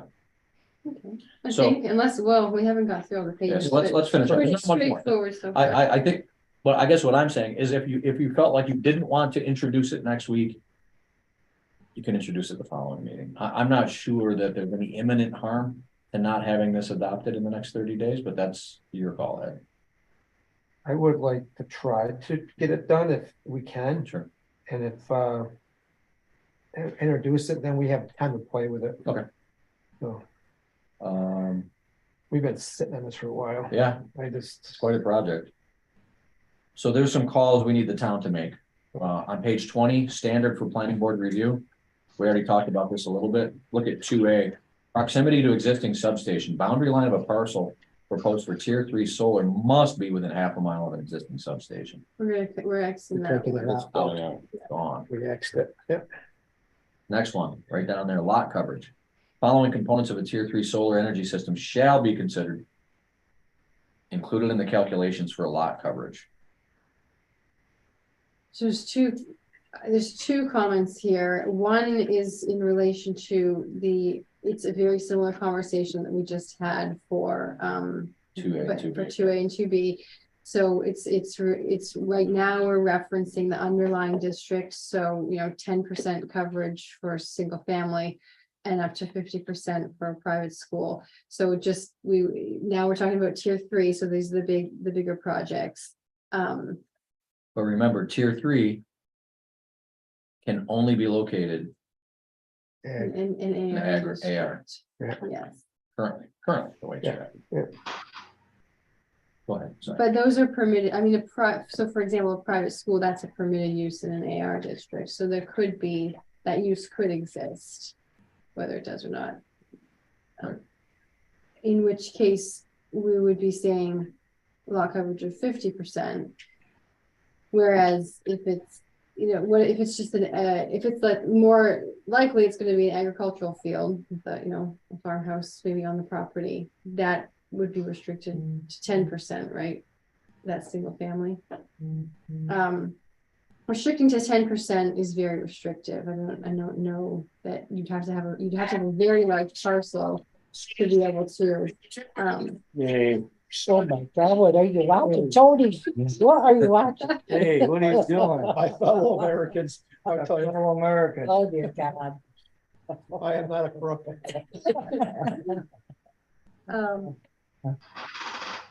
percent is very restrictive in that I think you'd have to have a very large parcel to be able to have a viable wake project to everybody meet that. So we don't have 10%, However- we have tier 3 has to comply with lot coverage for the underlying district. Right, so And this is what, ag so residential, what would they, so tier 3 is gonna be 25 kilowatts or more, yeah. and you're not gonna have those on an R. It's AR, Yeah, you're but not gonna what's- have those on a primary residence, right? But what's the lot coverage for AR? Not aware of one, But we're referencing, it has to. underlying district, yeah. We may So when want I to, go to, so it's the lot coverage for the underlying district, and then when you go to the bulk regs table, it has the list of all the permitted uses, and then it has a lot coverage. So if it's in the AR and the permitted use is single family, then you go across and it's 10%. if it's a firm, Yeah, then what's it gonna be? yeah, so the question is whether you want some guidance in here on that, we can put it right in that section. Instead of referencing the underlying district, we could just put a percentage in there. As, yeah, specify. I think not- that's a lot easier. That That makes- makes sense to quantify it right there. What do you think, Patrick, for lot size, for percentage? Well, so the coverage, let's go through this. When you calculate lot coverage, the way we have this drafted, you're calculating in the panels. Yep. You're calculating in foundation systems. See, this is a little bit old school. Foundation systems used to be poured pads. Now they're all screw piles. So that's really not even that big of a deal. But then also all mechanical equipment, which makes sense. Yeah. Mechanical equipment, pad mounts, temporary buildings, transformer building, whatever. And then paved access roads servicing the system because they get compacted. That's it. That's what would be calculated. I don't think it's too obtrusive. Well, but actually, I You didn't. might disagree with that. No, I didn't see the panels. So I was thinking, why would you not include the horizontal surface area of the panels as part of the coverage? Because I actually didn't see it there. Yeah, lot coverage everywhere else includes the panels. Yes, Yeah. it should. I think it's Yeah. just missing. So Yeah. we'll add panels. Yeah, it's every other section, it's the panels, and so this one. Yep. So the question is what number? What's the lot coverage ratio? Right, so you take 100-acre. I don't know how many would qualify. Let's take a 40-acre farm parcel. Well, it has to be 30 acres to, 40-acre farm parcel. How much of it can you cover with solar? Well, you gotta take out the setbacks on that property, so you gotta take out the fencing. So or the fencing may be included in the. fencing would be included in the lot. What do we do, what do we do for residential, for green space for Oh, no, property, it's- Patrick? No, we're- We have a typical residential that's not lakeshore, maximum 20% building coverage, 20% impervious coverage for minimum green space of 60%. Or, Go 40%, 40 or Just 50. 40% makes sense. yeah, my original thought was 50, but I was, looking, trying to keep it consistent, not being arbitrary, we just go with what we do with residential and go with 40%, 60 green. Yep. That works. So a site, a lot of these 5 megawatt community solar projects, which is your typical size for a community solar project, are going to be around 30 acres. That's or 25 acres is That's the about 30%. Yeah. 25 acres is what is generally required inside the fence area. So that just gives you sort of an idea. So of- if they gave you, they gotta have 60 acres then for approximately Yeah, they're gonna have to have, a 60-acre parcel, you gotta get 25. And we can override that based on the rules anyways, to go them a little bit higher if needed. I think that number's all reasonable. Yeah. 40%. Yeah. Do Keeps it not consistent. exceed Not to 40% lot exceed, yeah. coverage.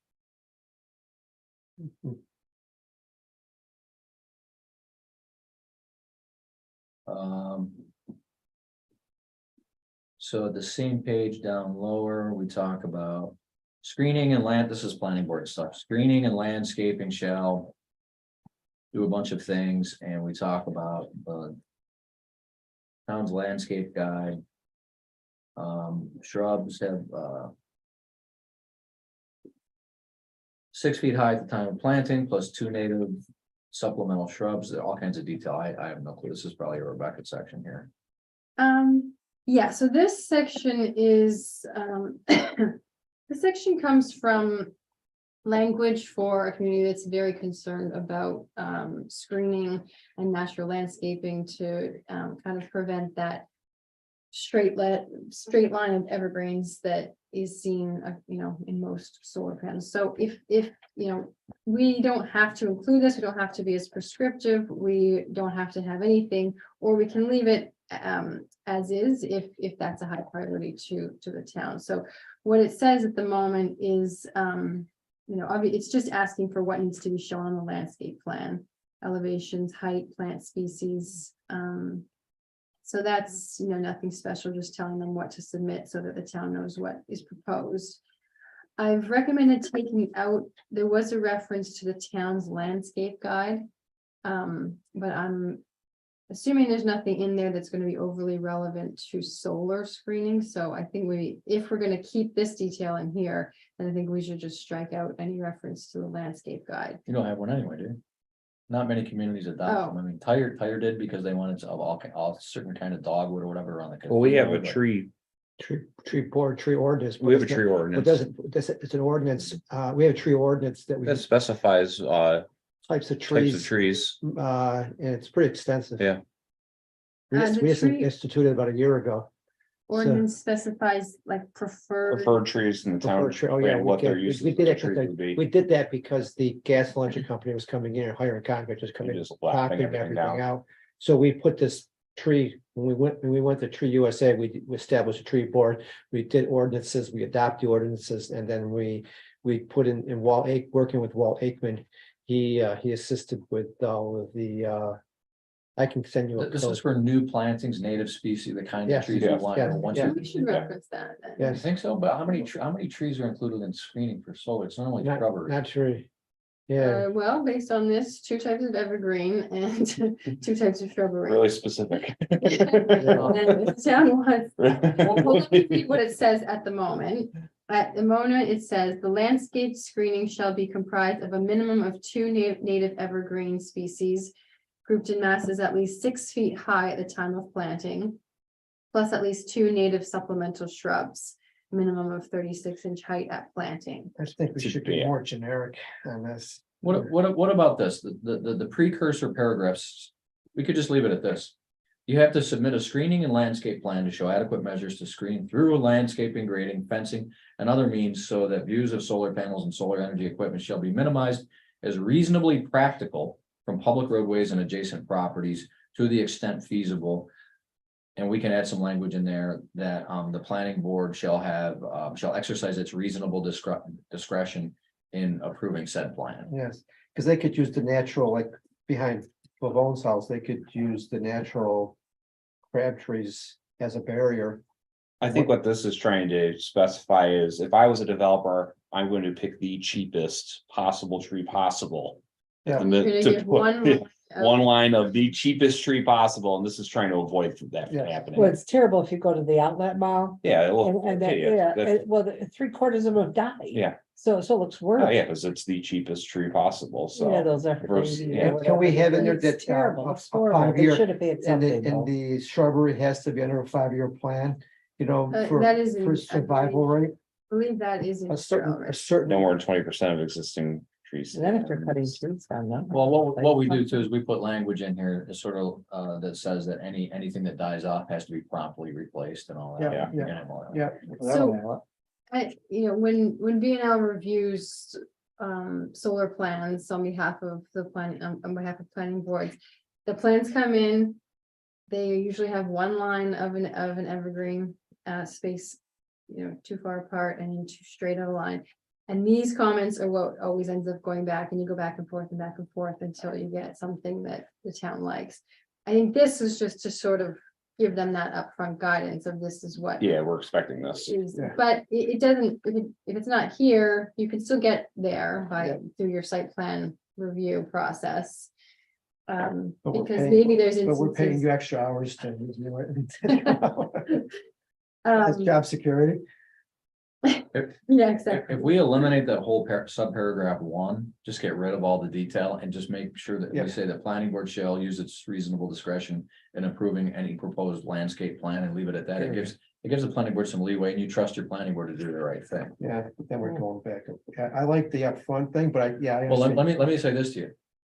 The municipalities I represent, when I do a planning board resolution, you're gonna love this. My standard approval resolution for a site plan includes 26 conditions. So we give an approval resolution. The conditions are comply with all local law, all state law, federal law, DOT, but then it gets into site plan. Any existing vegetation shall be healthy when planted and shall be replaced. But I have all of that in my resolutions. Okay. So if you don't want to put all kinds of detail And that- in here, in the law. but you want to adopt standard conditions on your site plan Perfect. resolutions in Yep. Owasco, let me give you, and Patrick's probably seen them over the years. Let me do a site plan resolution for you guys or give you a sample. Look through them and highlight the ones you like and tell your planning board chair, hey, these are some standard town conditions. We'd love to see you guys. Take think it out of here and put it there. Yeah. Okay, I'm okay with that. Everybody else okay with that? Patrick? That's what Tom's always done. Let me tell you, those planning board meetings in Aurora lasted all night. I gets paid by the hour. So. By the word. I didn't tell you that. Oh, he gets to get both. Double jeopardy. The bottom of the page, by the way, we only have 3 more comments and we're done. Just want to make sure everybody's Yeah, engaged. The bottom of the So page. You'll give the language for this, because all I wrote was planning board shall exercise reasonable. I'm getting rid of that. You're putting it, okay, That's I thought you were coming gonna replace it I'm with gonna this. add to this. I'm gonna add Okay. to I, and I'm gonna add some proviso language for the planning board. As part of I at the end here, Okay, and just okay, axe so that whole, you're gonna Yeah, add that there, axe okay. that whole paragraph. Right below it, 2, tree cutting. Is that okay with you? That 20%? There's a 20%, removal of trees and other existing vegetation should be minimized. It didn't say shall, it said should be minimized. Or offset with planting elsewhere on the property. No more than 20% of existing tree stands should be removed. Rebecca had asked me, why are you picking that number? I didn't, it came from another code. That's I don't know. I haven't seen that before. yeah, so. You got beautiful wooded lot, hardwood, whatever, We want clear cutting forest with solar panels. Yeah, I know. But Kind of that- counterintuitive when we think about the green initiative, so. what down in we're trying to Baraga. increase our canopy, not our. Yeah. Well, see, that's the thing, you gotta, sometimes they do that because you try to push them into certain areas. That are more appropriate for solar, and then there's tree stands there, and they're gonna clear cut everything, that just happened to me, so. What's the percentage that's reasonable to you guys that would meet your goals? I would say Walt Aikman would have that answer. Maybe zero, you know. Maybe 0, but I'm reasonable about it. So we have 20% in here now. You want to keep it and then as we work through the process in public hearings, you just address Yeah, it you can again. adjust it down or up or whatever. So, okay, as a placeholder then? Yeah. Just make a note for placeholder. Okay, got it. Next page, up to town, so 1 year. Page 22. A lot of communities I go into, I know Rebecca doesn't like this one because I think B&L does some solar work, the solar, on behalf of solar companies and wind companies, it's hard to do any authorized work within that 1 year period, but. If you look at right above security/fees, that little I, the applicant has 1 year from site plan approval to complete work. I think it's unrealistic that they would be able to get their funding in To place. complete work, or, so normally what I do is when I'm, and Patrick may do this too, when we give a site plan permit. Normally, most communities, you're supposed to start authorized work within a 6-month period. Or the permit's invalid, you gotta come back in front of the board, but many communities say, we'll give you a 6-month extension, so you have up to a year to start.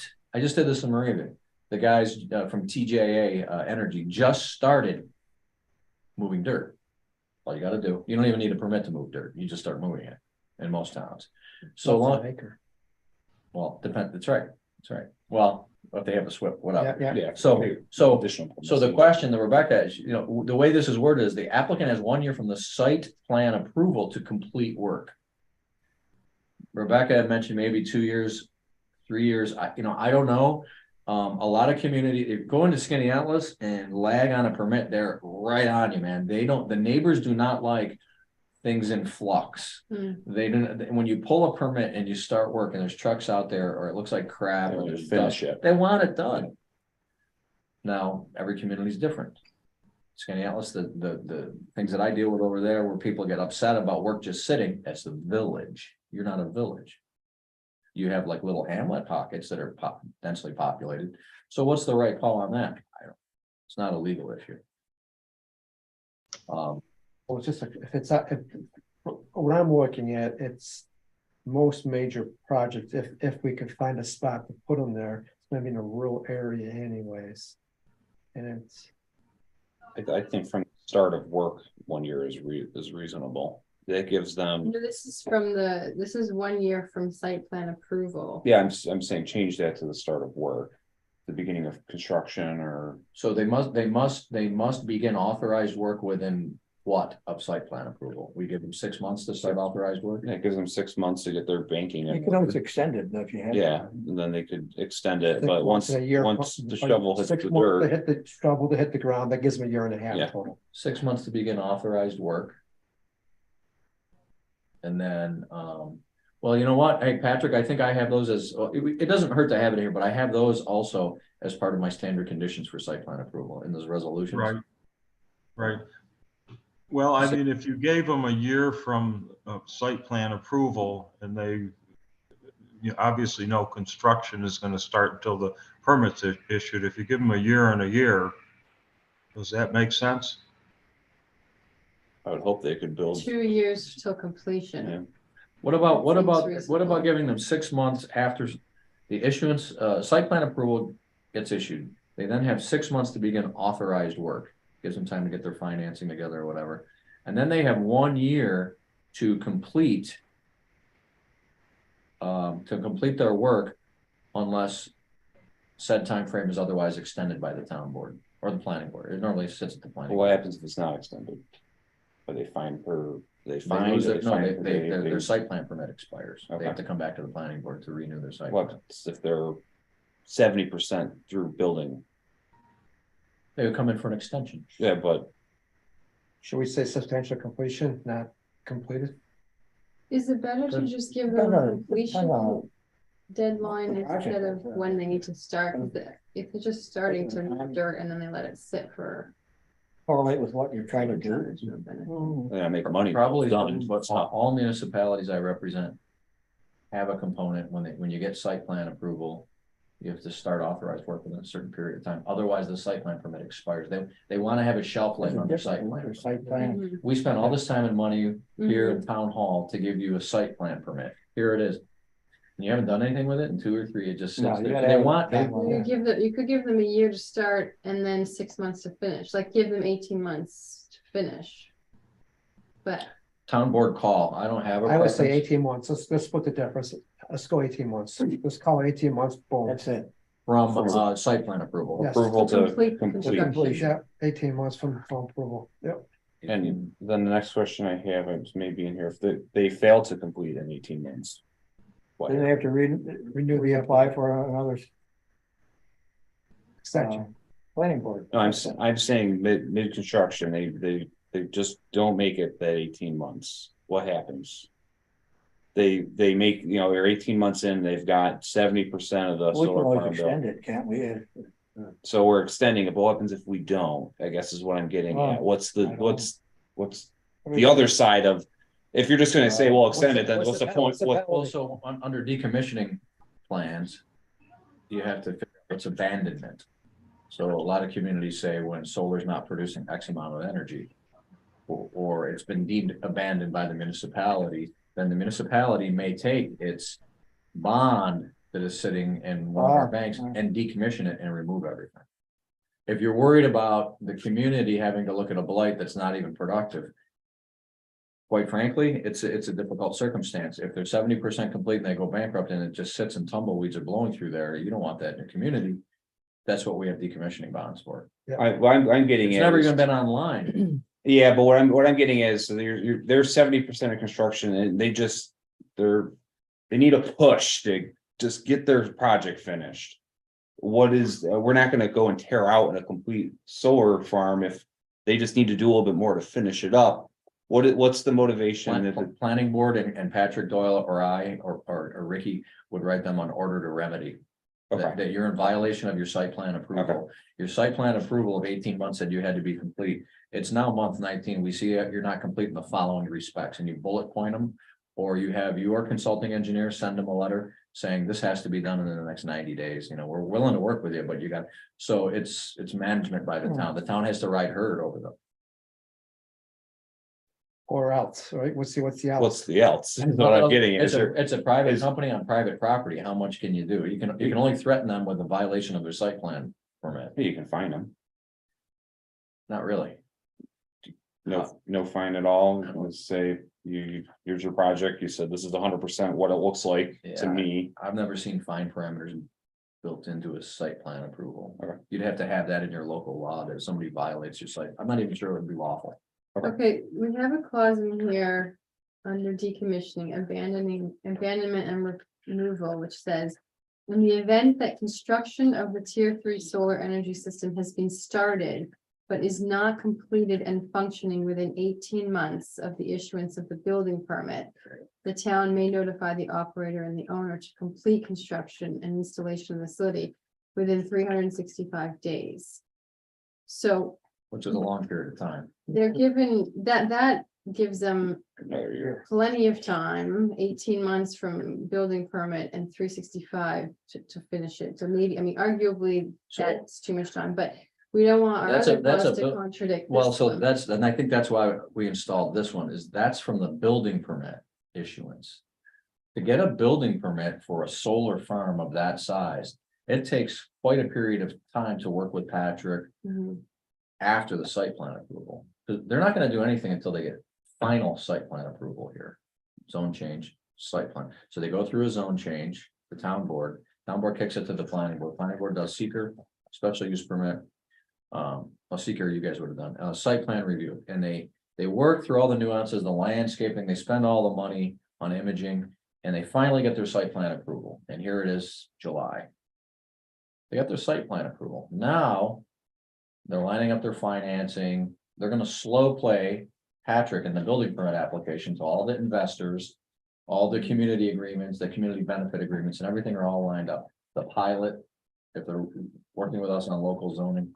It could be 6 months to a year before they pull a building permit. So why don't we say that the 6 months that you talked about, or the year, is the time frame that they have to submit for a building permit? Or start authorized work. That's what I normally see. Well, if it's start authorized work, then it contradicts this. You'd have to have well, you don't have to have a building permit to move dirt. But I don't think we should focus on it. I think you're right. We should focus on starting construction, which is the issuance of a building permit. We don't want to put. So the applicant has, the applicant has blank from site plan approval to make application for a building permit, and then that will flow into that. Yeah, right? yeah. But what's the blank? 6 months 6 or a months. year? 9 months. 6 months. 6 months. To make application. Let's go with 6 months, just to get it. For If they're serious, they'll get it done. project. Building is allowed. And they can request an extension, I'm Yeah. sure, right? Yeah. They could ask for another 6 months probably. Yep. Well. I'm used to working with Zargo, so at least a year. So thank you for picking up on that, because we wouldn't have noticed that until we got back and we do a full read. Yeah. Following page, public benefit corporate contribution, page 24, this is a, so this is not unique to me, but, the amount per acre is a little different, and Rebecca had, asked me about that. It's really up to the town to determine what's reasonable, so page 24, public benefit contributions required at a one-time rate of 7,000 per acre of developed land to include all structures, equipment, and infrastructure for each application. And the question is that everything inside a fence? Is that the entire parcel? Let's assume it's everything inside the fence, right? So what we're talking about here, did I tell you guys about the Cornell University study about the loss of ag lands and how many Mhm. jobs and money that correlates to? So I use that down in Venice because they're nothing but 1 through 4 soils, and a giant solar developers down there. And a farmer who's a town board member working with Cornell on something and found out about it. So there's a study that was done by Cornell University's not cooperative extension, but it's ag school, whatever. And they published it, and I guess it's received pretty good peer review and it's well respected. And it says for every 1 acre of farmland that's converted to non-farm use, it relates to half a job. Which also, Yeah, you told us about it. yeah, which also relates, instead of half a job, you could say X amount of money. Yeah, I've never tied the money to the jobs. I think the Cornell report, and I don't have that report in my back pocket. I'd have to get it, but this came from another code, this number, the 7,000 per acre. So what does this mean? So they're gonna pay us? Yeah. It's a 7,000? one-off, right? This is not the host community benefit agreement. This is a one-off. They'll see this requirement, and when they do a host, so what we want to do is, we don't want them to do an ORES application under 94C. We want, because then the state does everything, and it may not be as equitable for you as a Mhm. municipality. So we want them to avoid that and to come here and work with our local zoning scheme. When they see this in here, 7,000 per acre, they're gonna draft up an HCA and a host community agreement where we're gonna talk about fire suppression, we're gonna talk about different impacts on our roads or whatever. That's the number they're gonna use in their HCA to start with, right there. If it's 40 acres, it's gonna be a payment of 280,000. They might say to you that because we have to pay you so much money, that, we're not gonna provide what you wanted for the fire department. We can't afford to. It's not a number I selected, it's a number that was in a code that already exists. On this topic. Do we even have to have it? Because if we have, do we have the fire stuff already in there from other area, other area? So is this above and beyond that, or? It's an impact mitigation payment. Let's think of it that way. This is common use and. Oh, yeah. Anytime somebody comes in to use a municipality's land in some way that has some possible adverse consequences financially, viewshed or whatever. Municipalities, they can ask for compensation for that. And you can put it into a park fund. I mean, quite honestly, we can go all nuts in here, get all legaled up with where it should go and everything, but just for starters, just identifying the amount that has to be contributed. Is the seminal decision on what you might want to do. So let's say, for example, we have parcels, so this is on town property only, or? You know, this is property tax. It's a yeah. one-time property tax. So one-time property The tax. development fee. Development fee, Yeah, okay, so- capping fee like our water. Oh, There you it's- go. So this is like a pilot type thing. But Yeah. it's here in your law. Yeah. You don't have to go through New York State's law, or it's in your Okay. code. It's in your code. It's a Right. one time pay to play. Right now, down in Moravia, we're approving a small project next to the prison down there. And the supervisor just, and I just, in the last 2 days, went to them and said, yeah, we're negotiating a host community agreement. We'd like the annual escalations to be 4%, not 2%. And by the way, we'd like a payment of $15,000. Or 20,000, and they came back and said, yeah, all right, okay, So if someone pays. because they're selling. Remember what happens here, right? Yeah. that makes The local developer develops this, gets it all approved, and what do? Hmm. They flip it. They flip it, Mhm. yeah. So that nut right there is pretty significant. So if I'm a buyer, I wanna buy some land. I pay $400,000 for the land for. Let's say, just to make it simple, 50 acres. 50 acres, then not only do I gotta pay 400,000 for the 50 acres, I gotta pay 4 times 7, I gotta pay, you know. Well, it depends 200. upon what's inside the fence, right? If we want to try to make it reasonable, Yeah, we don't talk about my opinion is we.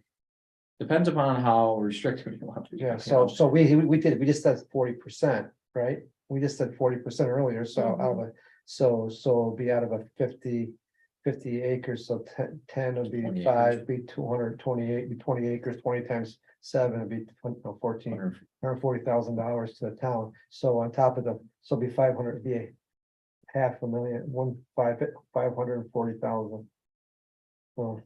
So, So, Take it. yeah, no, it's so. 140,000.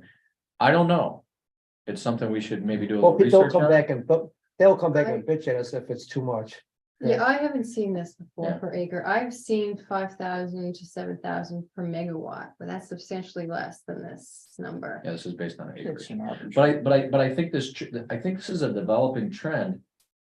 The municipalities are asking about this irretrievable conversion of farmland quite a bit now. I don't know if Cornell and the push from Cornell and their study is part of it, but I'm just talking about right around here. Let's leave it in there for now, knowing that Yeah, I would give it to where you. that's Yeah. negotiable down the road. And how do you assess a solar farm after it's built? Is it's the only income the town receives post Yeah, are they construction? taxed? And they're, remember this commercial enterprise, they're building this to make money. That's the sole reason for it, so. Well, you should get with your assessor. I know, because I think they're capped, don't they? I keep They're getting gonna, letters on this. use it, the state's got a complicated, well, we talked about it before, I think we talked about, but it's a complicated formula. Some assessors need a lot of training to get it, I mean, your assessor might already be there, but they use Yeah, he the, worked for the state. they use the income method. Yeah. You don't have Jeff Load here, do you? Yeah, No. So Jeff should know this. Yeah.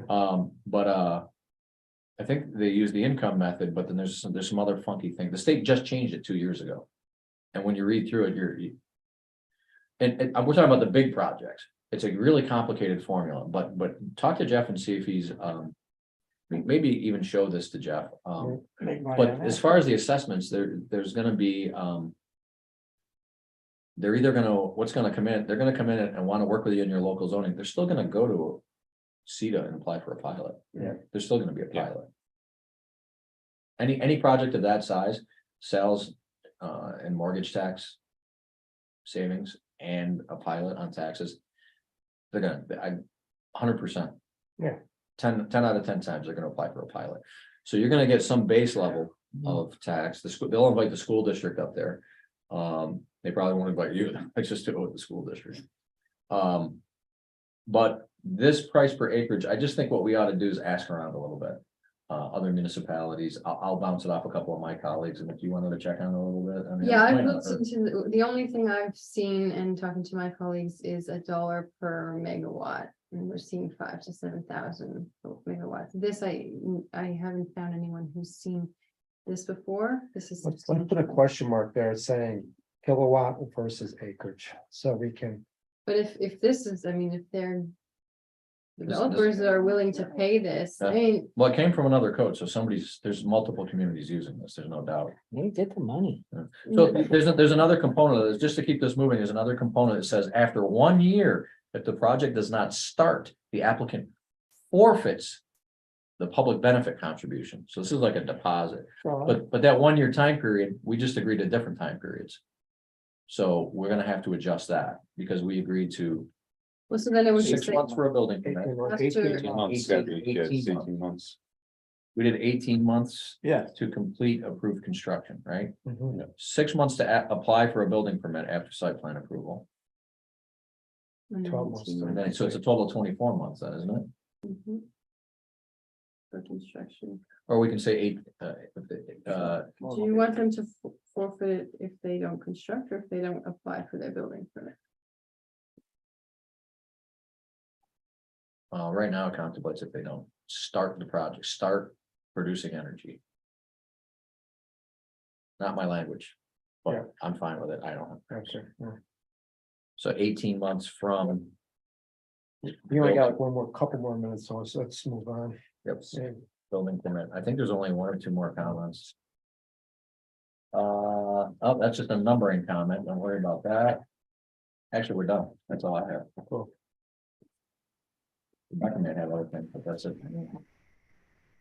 No, you said that was gonna be 24 months. Well, it's gonna be 18 months from the issuance of the building, you get time tomorrow. Yeah. right? And Just since to they be have 6 consistent. months. Yeah. to get the I building. don't, well, I don't. You're putting it in. Well, The other thing you could just write, if the project is not constructed within the time frame. So adjourns the meeting, Ed? We adjourn the meeting. Refer it back to the section. I thought you needed to go into executive Oh, session. yeah, I got it. Well, it's two different Well, sections. First, could you say? I need it.